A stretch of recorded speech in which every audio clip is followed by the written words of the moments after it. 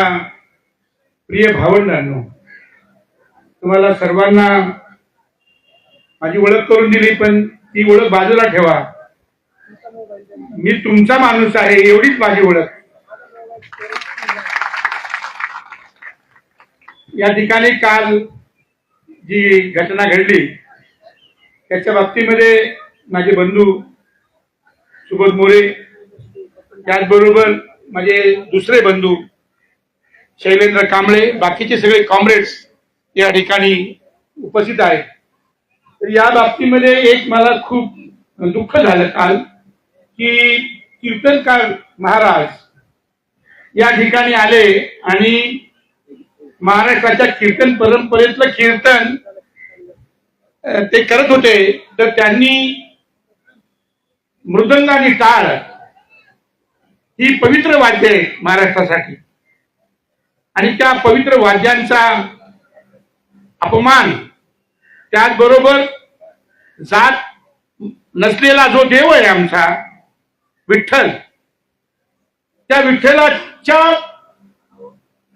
साठी या देशातल्या सगळ्या संतांनी कीर्तन केलं विठ्ठलाची भक्ती करण्यासाठी. त्या विठ्ठलाच्या बद्दल यांना काय वाटतं का त्या विठ्ठलाचाही अपमान या दिशेने करताय? हे डफ नावाचं जे वाद्य आहे ते छत्रपती शिवाजी महाराजांनी आमच्या हातात दिलेलं आहे. तुम्हाला माहित नसेल की छत्रपती शिवाजी महाराजांनी खऱ्या अर्थानं शाहिरांना आपल्या सोबत घेतलं आणि त्या शाहिरांना सांगितलं की जा आणि माझ्या रयतेला जागा करा. त्या डफाला या मंडपात न आणून देणं हे काय काय दर्शवतं? छत्रपतींना उत्तर देतील काय? छत्रपती शिवाजी महाराजांना उत्तर देतील काय? या प्रकारची दडपशाही जी आहे, या ठिकाणी विना किंवा सतार आणली असती तर काय विरोध झाला नसता. पण ही बहुजनांची वाद्य आहे, ही सगळी गोरगरीब कष्टकऱ्यांची वाद्य आहेत. मृदंग, टाळ, डफ, झांज, तुंतुन सगळी गोरगरिबांची वाद्य आहेत. आणि त्या गोरगरिबांच्या वाद्यांबद्दल जी भूमिका या सरकारने घेतली त्याचा मी तीव्र निषेध करतो. ही महाराष्ट्राची जनता विठ्ठलाची जनता आहे. ही महाराष्ट्राची जनता छत्रपती शिवाजी महाराजांची जनता आहे. आणि ज्या विठ्ठलानं जात पात धर्म याच्या पलीकडे बघायला शिकवलं आणि ज्या छत्रपतींनी 18 पगड जातीच्या लोकांना एकत्र करून रयतेचं राज्य उभं केलं, त्या सगळ्या विचाराच्या विरोधामध्ये हे सरकार आहे. आज तुमचे काही आर्थिक मागण्या असणार त्या पूर्ण झाल्याच पाहिजे. त्यासाठी हे माझी भावंड, हे सुबोध मोरे असतील किंवा शैलेंद्र कांबळे असतील, हे मी गेली 40 वर्ष बघतो आहे की हे लोक घरदार विसरून हे कामं करतायत. तुमच्या आर्थिक मागण्या पूर्ण होतील त्या व्हाव्यात, त्यासाठी जो लढा द्यावा लागेल तो आपल्याला द्यावाच लागेल. त्याच्यामध्ये कुत्राई करू नका. कारण तुकाराम महाराज म्हणलेले आहेत की रात्रंदिना आम्हा युद्धाचा प्रसंग आपल्याला कुणी मागून काय देत नाही, आपल्याला लढूनच घ्यावं लागतं, लढल्याशिवाय मिळत नाही.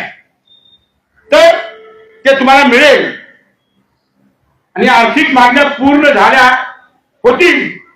आजपर्यंत आपण केलेलं आहे ना काम. पहिला पगार किती कमी होता, आता आपल्याला पगार हळूहळू वाढला, महागाई पण वाढली, त्यामुळे आपण पगाराची वाढ मागतोय ना, किंवा जे काही आर्थिक मागणी आपल्याला त्याच्यामुळे.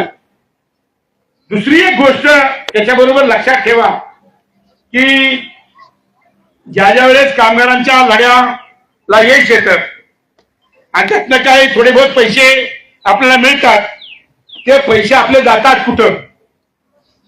आता तुमच्याकडे एवढा पैसा येणार नाही, पण हे जे मोठ्या मोठ्या कंपन्यांचे जे कर्मचारी किंवा कामगार होते पूर्वी, त्यांना चांगले पैसे मिळायचे, पण हे पैसे जातात कुठं? तर लढण्यासाठी ही सगळी लेकरं, आणि पैसे मिळाल्यानंतर ते सगळे पैसे हे इतक्या वेगळ्या पद्धतीनं खर्च होतात की दिवाळी असेल, दसरा असेल, ठीक आहे, सणवार केले पाहिजेत, पण बाबा बुवांनी सांगितलेले यज्ञ करण्यासाठी, पूजा घालण्यासाठी, देवाचं काय देणं असेल ते करण्यासाठी, नवसाया फेडण्यासाठी, हे सगळे पैसे याच्यासाठी आम्ही लोक लढत नाही. आम्ही म्हणतो ते पैसे तुमच्या लेकरांच्या शिक्षणासाठी, तुमच्यासाठी चांगलं घर घ्या, चांगलं जेवण जेवा. नको तिकडे पैसे जे आपले चालले आणि हे लुटणारे जे लोक आहेत ते तुमची आर्थिक परिस्थिती सुधारली की ताबडतोब हे मुंगळे लागतात. हे बाजारातले मुंगळे वेगळे, व्यापारी त्या नको नको त्या गोष्टी आपल्याला विकत घ्यायला लावतात. ते तर चालतंय, पण हे जे निरनिराळे यज्ञ, निरनिराळे बाबा, निरनिराळे बुवा, निरनिराळ्या काहीतरी यात्रा आणि तिकडे काहीतरी जाऊन काहीतरी नवस, यासाठी हे पैसे तुम्ही खर्च करू नका. आजही जे काही मिळतात ते सुद्धा सांभाळून वापरा. आता हे पैसे तुम्हाला का वाढवून देत नाहीत याचं खूप मोठं कारण आहे आणि ते आता तुम्हाला किती कळेल मला माहित नाही. हे जे सरकार आहे यांनी आखी तिजोरी खाली केलेली आहे. कॉन्ट्रॅक्टर आहेत ना, रस्ते बांधण्याचे कॉन्ट्रॅक्टर, अहो त्यांचा पगार त्यांचे देण्यात दिला नाही, त्याच्यामुळे अनेक रस्ते खोदून ठेवलेले आहेत. आणि ते कॉन्ट्रॅक्टर म्हणतात की बाबा आमचे पैसे आम्हाला दिल्याशिवाय आम्ही काम सुरू करणार नाही. खूपच कधी कामं सुरू आहेत, बाकीची कामं ठप्प आहेत, कारण हे पैसे त्यांच्याकडे नाहीत. हे पैसे गेले कुठं? हे तुमच्या श्रमाचे घामाचे पैसे गेले कुठं? तर इथे सगळे जे बसलेले जे चोर आहेत, या चोरांनी हे पैसे त्यांच्या पक्षासाठी, त्यांच्या विचारधारेसाठी, त्यांच्या स्वतःच्या ऐश्वर्यासाठी हे सगळे खाल्लेले पैसे आहेत. ते घशामध्ये हात घालून ते काढले पाहिजेत आणि गोरगरिबांना ते पगार वाढ, काय बोनस असेल, काय जे मागण्या असतील आर्थिक किंवा ज्या दुसऱ्या पण मागण्या असतील त्या सगळ्या आपल्याला नीट केल्या पाहिजे. चांगली गोष्ट आहे की तुम्ही इतक्या मोठ्या संख्येनं, काल मी चित्र बघितलं की ते खूप लोक होते आणि खूप चांगले लोक आलेले आहेत. बाबांनो, आता या लढण्याची उर्मी जी आहे ते तुमच्यामध्ये आहे. बाकी सगळे लोक कामावरनं काढलेले आहेत आणि ते स्वतः कोण आहेत ते त्यांना माहित नाही. शोषण सगळ्याच होते. डिलिव्हरी बॉय, सकाळी डिलिव्हरी बॉय असतो, दुपारी दुसरा धंदा, संध्याकाळी तिसरा धंदा. त्यामुळे माणसाला जगण्याचं काही ठेवलं नाही. निदान तुम्हाला काहीतरी आहे म्हणून तुम्ही कामगार म्हणून स्वतःला म्हणू शकता. पण आता ज्या ओला गाडीतनं मी आलो त्या पोराला मी विचारलं की बाबा तू कोण आहे? तर म्हणला मी हे गाडी चालवतो, पण त्याच्याबरोबर अनेक दुसऱ्या पण गोष्टी करतो. आता हे जे असंघटित इतक्या विखुरलेले आणि इतके विविध व्यवसायात अडकलेले जे सगळे जे कामगार वर्ग आहे त्याला कसं एकत्र करायचं हा मोठा प्रश्न आहे आपल्याकडे. पण तुम्ही निदान कोणी आशा वर्कर आहे, कोणी घरकाम करणारे असतील, कोणी संस्थांमधलं काम करणारे असतील, कोणी शासकीय सेवक असतील, निदान तुम्ही आहात कामगार म्हणून. तर मगाशी ज्याप्रमाणे शैलेंद्र म्हणाले की तुम्ही ही शेवटची आशा आहात, शेवटचा कामगार वर्ग म्हणून ते म्हणले आम्ही तुमच्याकडे बघतो. आपल्याला कितीही अवघड परिस्थिती आली तरी आपल्याला लढावं लागणार आहे. लढण्याशिवाय दुसरं काय नाही. आज नाही तर उद्या हे जे विखुरलेले सगळे जे लोक आहेत हे येणारच आहेत. आता जातीच्या नावानं वेगळं काढलेलं आहे, धर्माच्या नावानं वेगळं काढलेलं आहे, काय काय विष पेरून ठेवले. आता जरी इथं मी विचारलं की बाबा तुम्ही कोण आहात, तर तुम्ही पहिलं हे नाही सांगणार की मी कामगार आहे म्हणून. पहिली तर जातच सांगतो माणूस. त्यामुळे त्या कचऱ्यातून बाहेर आलं पाहिजे. कारण कामगार वर्गाला दुसरं काय आता नाही आहे. तुम्ही जेवढे एकत्र राहाल तेवढंच तुमचं संरक्षण होऊ शकतं. आता अदरवाईज जाती धर्माच्या नावानं तुम्हाला वेगवेगळं केलेलं आहे. या देशामध्ये जे लोक आहेत, जे सत्ताधारी आहेत, त्यांची ओळख तुम्हाला नीट झालेली म्हणजे कालपासून भाषण झालेले आहेत आणि सतत हे कार्यकर्ते तुम्हाला सांगत असतील. पण हे सत्ताधारी लोक कोण आहेत त्याच्या बाबतीतलं एक हिंदीत गाणं मी लिहिलं, ते मी तुम्हाला ऐकवतो. एकाच गाणं ऐकवतो कारण माझी मी तब्येत बरोबर नाही. पण जेव्हा मी बघतो की माझ्या या बहिणी या एवढ्या खेड्यात पाड्यात आल्या, मला त्यांना बघितल्यानंतर माझ्या सख्या बहिणींची आठवण येते आणि त्यांच्यासाठी हे सगळे माझी भावंड आहेत. मी पण खेड्यातलाच माणूस आहे. तर हे हिंदीमध्ये गाणं आहे, ते पहिलं म्हणतो, कौन है ये लोग जो हमारे ऊपर राज करते,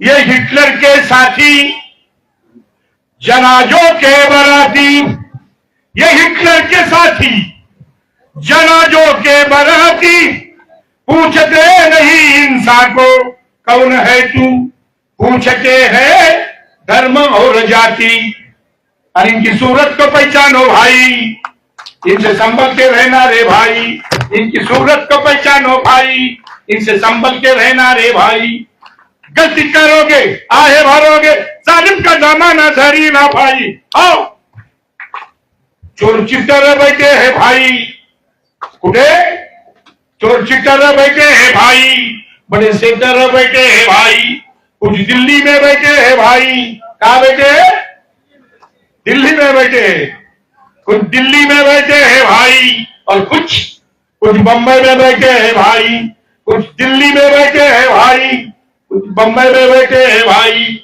बातें राम की चली है भाई, बातें रहीम की चली है भाई, बातें वेद की चली है भाई, बातें वेद की चली है भाई, बातें कुरान की चली है भाई, बातें कुरान की चली है भाई, राम कथा में डूबे हम भाई, रामलीला में डूबे हम भाई, अरे राम रहीम तो अपनी जगह पे रोजी रोटी कहाँ ढूंढे रे भाई, अरे बड़े झोलर बैठे हैं भाई, बड़े सेलर बैठे हैं भाई, वे नेट पे बैठे हैं भाई, वे जेट पे बैठे हैं भाई, इंटरनेट पे बैठे हैं भाई, जम्बो जेट पे बैठे हैं भाई, खाली पेट हम बैठे हैं भाई, सूखे खेत पे बैठे हैं भाई, जल जिंदगी बैठे हैं भाई, वे साइबर के सेठ है भाई, हम सत्संग में बैठे हैं भाई, साधु संतों के संग में है भाई, आशा राम के रंग में है भाई। ये जो साधु संत लोग हैं, ये सुबह सुबह टीवी खोलते हैं तो एक बाबा आता है, वो कहता है हवा ले लो, हवा छोड़ो, हवा ले लो, हवा छोड़ो। मैंने बाबा को बोला, बाबा पूरा देश पंक्चर है, क्या हवा लेंगे और क्या छोड़ेंगे। ये आसाराम बापू, ये अनिरुद्ध बापू एक नंबर से खिसे कापू, ये पैसे तो लेते हैं, ये चोर है एक नंबर के। उसके अंदर का वो जो आसाराम बापू है वो तो जेल में अभी, वो छोटी बच्ची के ऊपर बलात्कार किया। तो ऐसे लोगों के पास में हम लोग जाना नहीं चाहिए, कधी जाऊ नका या चोरांच्या माग। मी मागाशी बोललो की मी विठ्ठलाचा, कारण त्याचे दात नाही, त्याला काही धर्म नाही, अशा ठिकाणी ठीक आहे, पण फार देवाधिकाच्या नादाला लागायची तशी गरज नाही। पण त्याहून भयंकर आहेत हे बाबा। हे बाबा फक्त पैशाचं पाकिट मारतात का? नाही, ये भेजे का पाकिट मारते है, डोक्याचं पाकिट मारतात। ते सगळ्यात खतरनाक आहे, ते एकदा मारलं कि तुम्हाला काय सुचत नाही। और इसके लिए सबसे ज्यादा सबसे इंपॉर्टेंट क्या है, मैं बोल रहा क्या है, हमारा भेजा, तुमचा आणि तुमच्या मुलांचा भेजा कुणाच्या ताब्यात देऊ नका। आपला भेजा हे आपल्या उन्नतीसाठी, आपल्या विकासासाठी आणि आपल्या एकूण मानवी जीवनात आपल्याला माणूस म्हणून जगता यावं म्हणून हा मेंदू आपण वापरला पाहिजे। साधू संतों के संग में भाई, हे साधू संत कुणाचे आहेत? हे जे बसलेले आहेत आता दिल्लीमध्ये, कुणाचं सरकार आहे दिल्लीत? माझ्याशी बोला रे, हा RSSचं सरकार आहे आणि त्यांनी काय केलं, हे असे बाबा बुवा सोडले, तुमच्यासारखी साधी माणसं त्यांच्या कच्छबी लागली, लाखो लाखो लोक त्यांच्या प्रवचनाला तिकडे गाया लागले, ते त्यांनी ते प्रवचन केलं आणि सांगितलं की कमळावर शिक्का मारा, तुम्ही मारला, आता ते बोलले अच्छे दिन आएंगे, आले का? अरे अच्छे दिन आए क्या? हाँ नहीं आए ना? फिर अभी क्या करने वाले? अरे क्या करने वाले बताओ मुझे। हाँ जोरात बोला, जोरात बोला माझ्याशी, मी काय भाषण द्यायला नाही आलो, लढावं लागेल ना, हा लढा चालू आहे तो सक्सेसफुल करा। साधु संतों के संग में भाई, आशा राम के रंग में भाई, सत्य साई की भाषा में भाई, सतयुग की आशा में भाई, सिलिकॉन के वैली में भाई, सिया राम का मार्केट है भाई, वॉल स्ट्रीट पे बैठे हुए भाई, वानर सेना हम बन गए भाई, अमेरिका से देते हैं झटका, अयोध्या में हमने खाया है फटका। आता बघा, हे मोदी सरकार आहे पूर्ण अमेरिकेच्या ताब्यात आहे, त्यांनी बोलले की तेल इथून घेऊ नका, आता डिझेल आणि पेट्रोल मिळत नाही है ना, गॅस सिलेंडर मिळत नाही, हे अमेरिकेच्या इशाऱ्यावर चाललेलं आहे। आणि म्हणून हे शैलेंद्र किंवा सुबोध मोरे यांनी तुम्हाला सांगितलं असेल की अमेरिकेशी आपला काय, आपला अमेरिका कशी बघते आपल्याकडे, आणि आपले नेते जे आहेत ते त्यांचे पाय चाटतायत। इथून गाणं होतं ते, देखो देखो देखो भैया अमेरिका वाला आया, गोला बारूद लेके बंदूकें लेस करके, प्रधानमंत्री पूछ हिलाता, तुम्हारे आपला प्रधानमंत्री तिकडे जाते ते, एक इमिशन फाईल नाही सांगतील तुम्हाला सगळे, प्रधानमंत्री पूछ हिलाता, मुख्यमंत्री पैर चाटता, देखो देखो देखो भैया अमेरिका वाला आया, अपना ही चीनी लेके अपना ही पानी लेके, बनाया कोको कोला पी जाओ पेप्सी कोला, नींबू पानी गन्ना रस को मार लगाया, देखो देखो देखो भैया अमेरिका वाला आया। एका बाजूला युद्ध, जगातल्या सगळ्या गोरगरिबांचे पैसे लुटून ते युद्धामध्ये ते युद्ध करतायत, कुणाविरुद्ध युद्ध करतायत ते, त्या अफगाणिस्तान मध्ये गोरगरीब माणसांवर शाळांवर बॉम्ब टाकले, बहिणींनो लेकरांवर बॉम्ब टाकले अमेरिकेने, ते का चांगले आहेत का? म्हणजे आता माझ्या तोंडात शिवी येते पण तशी बोल देऊ नये, कारण माझ्या बहिणी समोर बसलेल्या आहे, तुमच्या लक्षात आलं मी काय शिवी दिली ती आणि का तुम्ही समजून जा, अरे काय चांगले आहेत का? शाळेवर बॉम्ब टाकले, आणि कुठून तर या भारतामध्ये आता आपले जे काय पगार वाढेल, अजून पेट्रोल वाढलं, डिझेल वाढलं की ताबडतोब सगळी महागाई वाढते, आणि महागाई वाढली की काय नाही परत खंडन पाळ, पैसा काय कागदासारखा पैसा झाला, कागदाने पैसा एकच झाला, आणि आता तर लोकांना भीती आहे काय हे मोदी सरकार आहे, हे बँका बंद करते म्हणजे बँका डुबवतात की काय? आता आपण किती तकलिफीने कधी बँकेमध्ये 4-2 रुपये ठेवतो ते सुद्धा खातील अशी भीती लोकांच्या मनामध्ये, ही परिस्थिती अशी आलेली आहे। अशा परिस्थितीमध्ये संघटन महत्वाचं आहे, जात धर्म पंथ अमुक तमुक याचा प्रचार करणारे लोक तुमच्याकडे येतील। माझ्या बहिणींनो तुम्हाला सांगतो मी, हे घड्यांवर माझा काही जास्त विश्वास नाही, हे गेलेले केसेस आहे सगळ्या, हे जे पुरुष मंडळी माझ्याच आहे, यांच्याकडे काय होणार नाही, माझा भरोसा माझ्या बहिणींवर आहे। तर बहिणींनो आपल्या वरत्यांवर एक बोर्ड लिहा की जात धर्म यांचं वीज घेऊन येणाऱ्या माणसांसाठी ही वस्ती बंद आहे, गेल्यानंतर पहिलं काम काय हे पगार बिगार वाढवायला हे शैलेंद्र आणि हे सुबोध मोरे हे सगळं काम करणार आहेत, हे लढणारी माणसे 40-45 वर्षापासून मी यांना बघतो आहे, हे रात्रंदिवस लढणारी माणसं हे तुमच्यासाठी म्हणजे तुम्ही सोबत राहा, एकटे काय करू शकत नाही, पण हे तुम्हाला मिळेल. पण तुमच्या वस्त्यांमध्ये कोण येते हे बघा. कोण आहे ते लोक? मुलाचा मेंदू कुठल्या धर्माच्या लोकांच्या हातात देऊ नका. अहो, आपण घरात कालवण करतो आणि त्याच्यामध्ये कोथमीर टाकायची झाली तर ती पण चांगली निवडतो की नाही, आणि ती खराब काळी कोथमीर असली तर आपण बाजूला काढतो. मग जेवण मुलांना देताना आपण एवढी काळजी घेतो, मग मुलाचा मेंदू त्याच्यामध्ये कुठले विचार जात आहेत? कोण आहे जे वस्त्यांमध्ये हे जे लोक आलेले जाती धर्माच्या नावानं वीज पेरणारे आणि आपल्या पोरांना दंगेखोर बनवतायत? तर जसे आपण कोथमिरी मधला कचरा काढून टाकतो तसा विचारांमधला कचरा आपल्या मुलाच्या डोक्यात जाऊ नये याची काळजी घ्या. नाहीतर उद्या तीच मुलं तुम्ही आंदोलन करताय आणि तिथे त्या चोरांच्या सोबत मारायला येतील. हे झालेलं आहे मुंबईमध्ये.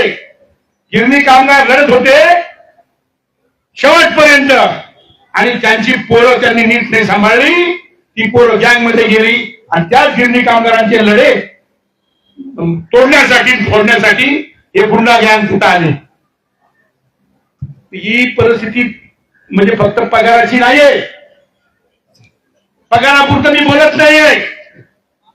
मुलं जे आहेत, कुटुंब जे आहे ते कोणाच्या ताब्यात बाबा बुवांच्या देऊ नका. कुठल्या धर्माच्या, कुठल्या आपल्याला धर्म पाहिजे, आपला देव आहे, आपले देव गरीब आहेत, आपण गरीब आहेत, आपले देव पण गरीब आहे. काय नाही, आपल्या देवाला काय लागत नाही. हो, आपल्या घरात कालवणाला तेल नसतं, आपल्या देवाला दिवा नसतं तर काय तो रुसत नाही. काय रुसला का कुठला देव? आपला खंडोबा असेल, मरीमाय असेल, जरीमाय असेल, भैरोबा असेल, काय असेल, पण ते काय देव आले का? म्हणले का बाबा हे काय बरोबर नाही केलं, दिवा नाही लावला. आपल्याला घरात तेल नाही, ते आपले शांतपणे आहे. आपले देव चांगले, गरीबाचे देव आपल्यासारखेच आहे, त्यांना तोंड नाही. आपले बघा सगळे देव आपले, त्यांना चेहरा नाही, कारण आपल्याला चेहरा नाही. आपल्याला कोण ओळखते? या मंडपाच्या बाहेर गेला आपल्याला कोण ओळखते? हो, त्याच्या आपल्या देवांना पण चेहरा नाही. आणि हे जे लुटणारे लोक आहेत त्यांना चेहरा आहे आणि त्यांचा देव पण चेहरावाला आहे. ते डोक्यात तुमच्या घालायला बसले तर वस्त्यांवर एक बोर्ड गेल्यानंतर लावा की आम्ही माणुसकी मानणारे लोक आहोत. आमच्या वस्तीमध्ये कोणताही धर्म, जात, अमुक तमुक पसरवणारे जे लोक आहेत त्यांच्यासाठी ही वस्ती बंद झालेली आहे, त्यांनी येऊ नये अशा प्रकारचा बोर्ड लावा. आर्थिक प्रश्नाच्या बाबतीमध्ये लढाई एकाच झटक्यात होते आणि एका झटक्यात प्रश्न सुटतात असं होत नाही. वारंवार लढावं लागतं. ही लढ्याची तयारी ठेवा. मी एक शाहीर म्हणून, एक तुमचं भावंड म्हणून, मी तुमचा भाऊ म्हणून मी इथं आलो. मला फार बरं वाटलं. अनेक वर्षानंतर कोणीतरी लढण्यासाठी या आझाद मैदानमध्ये आलेला आहे, याचं मला खूप कौतुक आहे. मी तुमच्या सोबत आहे. सर्वांना जय भारत, जय संविधान, जय भीम, जय शिवराय. मराठी गाणं म्हणतो नाही, ऐका. आता मी म्हातारा झालो रे, 69. हा, तर काल मला 69 वर्ष पूर्ण झाली. हा, काल 1 तारीख होती ना. हो, आम्ही एकच आहे. ही माझी बहीण मुलगे, तू आणि मी एकाच वयाचे आहे. आता काय आपलं जायचं झालं तर काय राहिले. तर माझ्या बहिणीसाठी गाणं म्हणतो मराठी. दंगली घडवतात, दंगली है ना, दंगली घडवतात. आणि अशी दंगल 92ला झाली आणि जाणपोळ झाली, झोपडपट्ट्यात जायतात. जे घर बांधत नाहीत ते घर जाळतात, जे घर बांधतात ते कधी दुसऱ्याचं घर जाळत नाही. निबर गरीब माणसं आपण घर बांधणारे लोक कामगार म्हणून आपण कुणाचं जे घर बांधत नाही, कामात कसे करत नाही, त्यांना हे जाती धर्माच्या नावाचे दंगे सुचतात. तर तसं ते झालं होतं पाठीमागं. आणि मी गेलो त्या वस्तीमध्ये, तर पुरुषांना विचारलं की इकडे काय झालं. ते म्हणाले इथं हिंदू मेले, मुस्लिम मेले. मग मी बायकांना विचारलं, बायका राखेत बसल्या होत्या, झोपडे जळले, ते घराच्या जवळ बसले होते. विचारलं काय झालं, ते म्हणाले माणसं मेली. फरक आहे बघा, बाईचा विचार करणे आणि पुरुषाचा विचार करण्यात फरक आहे. आणि मी त्याला ते गाणं लिहिलं ते होण्यासाठी. आता माझा आवाज एवढा चांगला नाही, तब्येत माझी बरी नाही, पण मी म्हणतो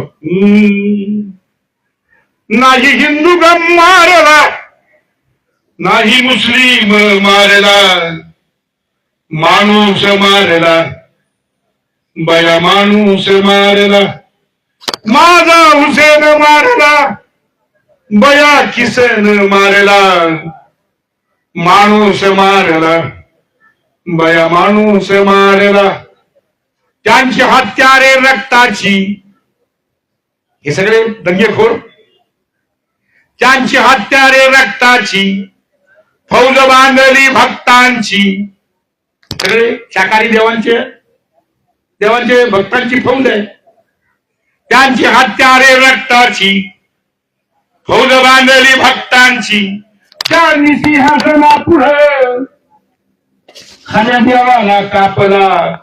या पृथ्वी तलावरचा सगळ्यात खरा देव कोण आहे, तर कष्ट करणारे हात आणि ही पृथ्वी निर्माण करणारे, हे जग निर्माण करणारे जी माणसं आहेत, ते या पृथ्वी तलावरचा देव आहे. खरा देव तो आहे.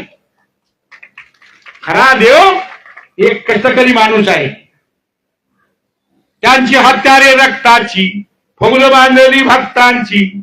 त्यांनी सिंहासना पुढे खऱ्या देवाला कापला. माणूस मारला, बया माणूस मारला.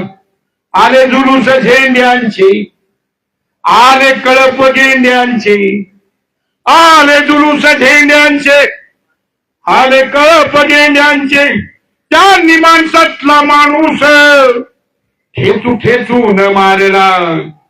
माणूस मारला, बया माणूस मारला. त्यांच्या सभा नाही गर्दी, कारण त्यांच्या सभा कशा होतात, लाखो रुपये खर्च करून. आता तुम्ही इथं बसलेल्या अंगातनं घाम येतोय, त्यांच्या प्रत्येक ठिकाणी अशा एसी असते, एसी.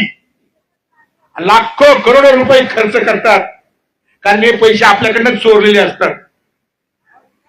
त्यांच्या सभा नाही गर्दी, गोष्टी ऐके भुका दर्दी. त्यांच्या सभा नाही गर्दी, गोष्टी ऐके भुका दर्दी. भरला माणूस तो फेट, त्याचा बार उडवला. माणूस मारेला, बया माणूस मारेला. त्यांच्या बंदुका धार्मिक, साध भाषेला मार्मिक. त्यांच्या बंदुका धार्मिक, साध भाषेला मार्मिक. केलं खऱ्याच व खोट, त्याचा मेंदू फिरवला. माणूस मारला, बया माणूस मारला. धर्म ठेवा की घरात, कुठल्याही तुम्ही धर्माचे असाल, पण कुठल्याही देवाचे असाल, तर देव कधी बोलतो का माझी मिरवणूक काढा, माझा याव करा, असं कुठला देव बोलला का तुम्हाला? मला बोला माझ्याशी. अरे बोलला का कधी देव? बोलला का अमुक निवड दाखवा, तमुक निवड दाखवा? कधी बोलला माझी मिरवणूक काढा, ढोल ताशे लावा? कुणाला धंदा आहे? माझा देवाला धर्माला विरोध नाही. देव धर्म तुमच्याला असू द्या. हे धर्माचा व्यापार करणारे जे मधले लोक आहेत, पुरोहित, हे भट, हे पुजारी, हे ब्राह्मण, हे देवाचा धंदा आणि धर्माचा व्यापार करतात. त्यांच्याकडे नीट लक्ष द्या. ते सगळ्यात मोठे खतरनाक लोक आहेत. हे देव आहे ना, ठीक आहे, धर्म ठेवा की घरात, काही काढली वरात. देवाची वरात कुणी का काढली? धर्म ठेवा. राम कधी बोलला का? राम बोलला का? हे बघा, भूमीची गरज ना रामाला, लक्ष जन लावले कामाला. भूमी द्यावी भूमिहीनाला, आणि मंदिर बांधावे मनात. माझं म्हणणं आहे, रामाने कधी सांगितलं बाबा माझं मंदिर बांधा? पण गेले 30 वर्ष त्याच्यावर हिंदू मुसलमान वाद लावला, आणि त्यातनं राज्य सत्ता आणलेली आहे. भूमीची गरज ना रामाला, लक्ष जन लावले कामाला. भूमी द्यावी भूमी हिलारा, मंदिर बांधावे मनात. विटांचे गौड बंगाल कसले, विटांचे गौड बंगाल कसले. भोळे जनतयाशी फसले, लक्ष विटा वाहत बसले. विटांनी बांधावे घर गरीबाचे. पण हे करतात काय? मत रामाच्या नावानं मोदत राय. हे असले लोक आहेत. म्हणून मी म्हणतो की धर्म ठेवा की घरात, काही काढली वरात. धर्म ठेवा की घरात, काही काढली वरात. खरा धर्म घामाचा, त्याचा इतिहास जागवा. सगळ्यात मोठा धर्म कशाचा आहे? हा जो घाम आहे, या घामातनं हे जग निर्माण होतं. आणि त्याचा धर्म जो आहे की त्या कष्ट करणाऱ्या हाताला योग्य मोबदला मिळावा, त्याला चांगलं जीवन मिळावं, तो घामाचा धर्म आहे. खरा धर्म घामाचा, त्याचा इतिहास जागवा. माणूस जागवा, बया माणूस जागवा. माझा हुसेन जागवा, बया किसन जागवा. माणूस जागवा, बया माणूस जागवा. माणूस जागवा, बया माणूस जागवा. माणूस जागवा, बया माणूस जागवा. जय भारत म्हणा, जय संविधान. आणि प्रजासत्ताक आपली लोकशाही, जय लोकशाही. हे हुकुमशाही आणायला निघालेले, त्याच्या विरुद्ध आपल्याला लढायचे. हे आर्थिक प्रश्न येत जातात, राहत जातात, पण या देशाची लोकशाही आपल्याला टिकवायची आहे. म्हणून लाल सलाम, जय भीम. बस.